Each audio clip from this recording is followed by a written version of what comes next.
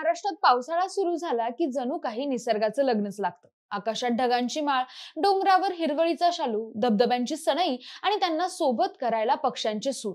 आणि अशाच वातावरणात म्हणजेच पावसाळ्यात फिरण्यासाठी महाराष्ट्रात अनेक अशी ठिकाणं आहेत जी निसर्गाच्या खऱ्या रंगांनी रंगलेली असतात। मग तुम्हाला ट्रेकिंग करायचं असो, नाहीतर शांत किनाऱ्यावर बसून मोकळी हवा खायची असो, किंवा सुंदर धबधब्यांसोबत फोटो काढायचे असो, महाराष्ट्रात यासाठी अनेक पर्याय उपलब्ध आहेत। या व्हिडिओत आपण महाराष्ट्रातील पावसाळी ट्रिपसाठी प्रसिद्ध आणि मनमोहक ठिकाणांची ओळख करून घेणार आहोत, जिथे तुम्ही निसर्गाच्या कुशीत भरभरून आनंद घेऊ शकता। त्यासाठी हा व्हिडिओ शेवटपर्यंत नक्की बघा। नमस्कार, मी काजल आणि तुम्ही बघताय विशेष भारी। म्हणजे पहिलं ठिकाण आहे अंधारबन, म्हणजेच पावसाळ्यातलं जादुई जंगल। अंधारबन हे नाव ऐकलं की जरा गूढ वाटतं ना, पण खरं सांगायचं तर अंधारबन म्हणजे निसर्गाचे एक असं रत्न आहे जिथं पाय ठेवल्यावरच तुम्हाला कळतं की यापेक्षा काही सुंदर असूच शकत नाही। हे जंगल ताम्हिणी घाटात पुण्याजवळ वसलंय। पावसाळ्यात अंधारबन हे खरंच जिवंत होतं। वरून घनदाट झाडांनी सूर्याची किरणं जेमतेम जमिनीवर पडतात, त्यामुळे चालताना जणू काही असं वाटतं की तुम्ही अंधारातच चालताय। म्हणूनच याला अंधारबन म्हणतात। इथे चालताना फक्त पाण्याच्या धारांचा आवाज, पक्ष्यांचा किलबिलाट आणि आपल्या पावलांचा आवाज। कधी धुक्यात वाट सापडत नाही, पण ट्रेकिंग प्रेमींना याचंच आकर्षण वाटतं। तर ह्या पावसाळ्यात एकदा तरी अंधारबनचं दर्शन नक्की घ्या। दुसरं आहे देवकूट, म्हणजेच डोंगरांच्या कुशीतला धबधबा। बघा मंडळी, पावसाळ्यात जर तुम्हाला खरंच स्वर्ग बघायचं असेल ना, तर एकदा तरी देवकुंडला नक्की भेट द्या। हे ठिकाण रायगड जिल्ह्यातल्या भीरा गावाजवळ आहे। ताम्हिणी घाटातल्या खोल जंगलात लपलेले एक गुपित ठिकाण आहे। देवकुंड म्हणजे एक नैसर्गिक कुंड, जिथं मोठ्या कड्यावरून प्रचंड उंचीवरून पाणी खाली कोसळतं आणि खाली निळाशार पाण्याचं सुंदर तळ तयार होतं। हे दृश्य इतकं जादुई असतं की पाहणाऱ्याचे डोळे विस्फारून जातात। विशेष म्हणजे इथलं पाणी एकदम थंडगार आणि स्वच्छ असतं। काही लोक तर इथे पोहायला पण जातात, पण जरा काळजी घ्या, कारण हा धबधबा जितका सुंदर आहे तितकाच खोल देखील आहे। या ठिकाणी पोहोचण्यासाठी 3-4 किलोमीटरचा ट्रेक करावा लागतो, पण तो अनुभव वेगळाच असतो। वाटेत छोटे ओढे, झरे आणि जंगलांचं गूढ शांत वातावरण असं सगळं मिळून ही सहल चांगलीच आठवणीत राहते। आता तिसरं आहे साताऱ्याचं मिनी काश्मीर, म्हणजेच तापोळा। आता त्याला मिनी काश्मीर का म्हणतात हे तिथे गेल्याशिवाय कळत नाही।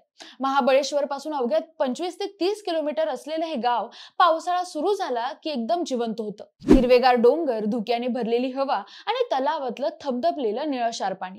इथं बोटिंग करता येते। मोठ्या तलावात निघालं की वाटतं आपण एखाद्या हिल स्टेशन मध्ये बोटिंग करतोय। पावसाळ्यात धबधबे चहू बाजूनी वाहताना दिसतात आणि तुम्ही बसलाय त्या बोटीतून ते दृश्य बघायचं म्हणजे अगदी स्वर्ग सुख। इथं तुम्ही कॅम्पिंग करू शकता, स्थानिक लोकांच्या गावी जाऊन घरगुती जेवण खाऊ शकता।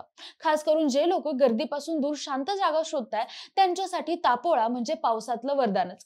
शिवसागर तलावाचा नजारा, गार वारा आणि पावसांचे हळूवार थेंब, हे सगळं अनुभवायचं असेल तर एकदा तरी तापोळा बघाच, कारण असं सौंदर्य फार ठिकाणी बघायला मिळत नाही। आता चौथं आहे महाबळेश्वर। आता महाबळेश्वर म्हटलं की सगळ्यांच्या डोळ्यासमोर गारवा, स्ट्रॉबेरी आणि पॉइंट्स येतात, पण खरं सांगायचं झालं तर महाबळेश्वर पावसाळ्यातलं हिडन जेम आहे। लिंगमाळा धबधब्याला विसरू नका। हा धबधबा इतका प्रचंड उंच आहे की पावसाळ्यात बघितला की जणू स्वर्गातून पाणी खाली पडतंय असं वाटतं। महाबळेश्वरहून वेण्णा लेकच्या पुढे 6-7 किलोमीटरवर लिंगमाळा धबधब्याचं ठिकाण आहे। गाडीनं रस्ता आहे, पण थोडंसं चालत जावं लागतं आणि ते चालणं म्हणजे निसर्गाची सफर असते। पावसाळ्यात संपूर्ण वाट धुक्याने भरलेली असते। पाण्याचा आवाज लांबून येत असतो आणि जसं जसं आपण जवळ जातो तसं तसं थरार आणखी वाढत जातो। धबधबा 2 भागात पडतो। एक वरचा भाग जो थोडा शांत आहे आणि फोटोसाठी मस्त आहे, आणि एक खालचा मोठा भाग जिथून पाणी थेट दरीत कोसळतं। त्या जागेवर उभं राहून खाली बघितलं की अंगावर काटा येतो। फोटो सेशन, निसर्ग सौंदर्य आणि पावसाची मजा हे सगळं एका जागी बघायचं असेल तर लिंगमाळा धबधब्याला भेट नक्कीच द्या। आणि हो, रेनकोट विसरू नका, कारण पाऊस कुठल्याही क्षणी अंगावर कोसळतोच। 5वं आणि शेवटचं ठिकाण म्हणजेच पानशेत। हे ठिकाण पुण्याच्या अगदी जवळ आहे आणि खास करून पावसाळ्यात खूपच देखणं दिसतं। पुण्यापासून साधारण 40 ते 45 किलोमीटर अंतरावर असलेलं हे ठिकाण धरणांसाठी प्रसिद्ध आहे, पण केवळ धरणासाठी नाही तर तिथल्या हिरवळीसाठी, पाण्याच्या काठावर पसरणाऱ्या शांततेसाठी आणि डोंगराळ परिसरातल्या सौंदर्यासाठीही प्रसिद्ध आहे। पावसाळ्यात पानशेत मध्ये सगळीकडे हिरवळ पसरलेली असते। धरणाचं पाणी भरलेलं असतं आणि छोट्या छोट्या झऱ्यांनी सारा परिसर चैतन्यमय होतो। इथं बोटिंग सारख्या काही ऍक्टिव्हिटीज देखील असतात, पण पावसाळ्यात त्या वेळोवेळी बंदही होऊ शकतात, त्यामुळे आधी चौकशी करून नक्की जा। पानशेत हे एक दिवसाच्या ट्रिपसाठी अतिशय योग्य ठिकाण आहे। सकाळी लवकर पुण्याहून निघालात तर सकाळचा निसर्ग अनुभवता येतो आणि संध्याकाळपर्यंत परतही येता येतं। फार्म हाऊस किंवा छोट्या रिसॉर्ट्स मध्ये मुक्काम करण्याचेही पर्याय आहेत। शांततेत वेळ घालवायचा असेल, निसर्गात हरवून जायचं असेल आणि फार दूर न जाता एखादी सुंदर सहल करायची असेल तर पानशेत एकदम योग्य ठिकाण आहे. पण मंडळी, पावसाळ्यात कुठेही फिरायला जाताना काळजी घ्या. पावसाळ्यात धबधबे, नद्या आणि धरणाजवळ पाण्याचा प्रवाह खूप वेगवान असतो. त्यामुळे फोटो काढताना, पोहताना किंवा पाण्याच्या अगदी जवळ जाताना अत्यंत सावध राहा. पाय घसरू नये म्हणून ग्रीप असलेले शूज आठवणीने घाला. पावसात काही ठिकाणी नेटवर्क जातं, त्यामुळे ऑफलाईन मॅप्स डाउनलोड करून ठेवा.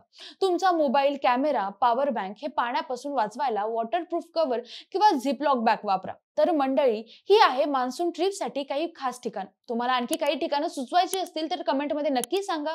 जर तुम्हाला हा व्हिडिओ आवडला असेल तर लाईक आणि शेअर करा आणि विशेष भारीला सबस्क्राईब करायला विसरू नका. धन्यवाद.